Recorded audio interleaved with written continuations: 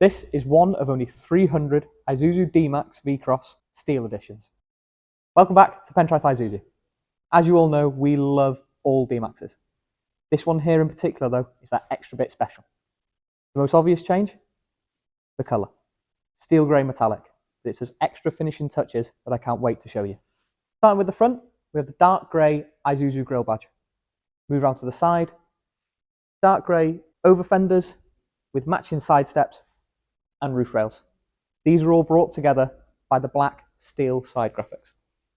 Moving around to the back of the truck, some really nice subtle changes around here.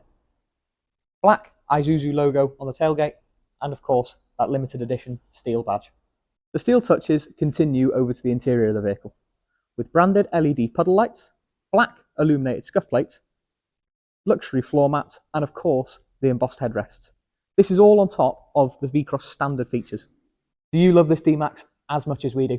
And you're looking for something even more exclusive?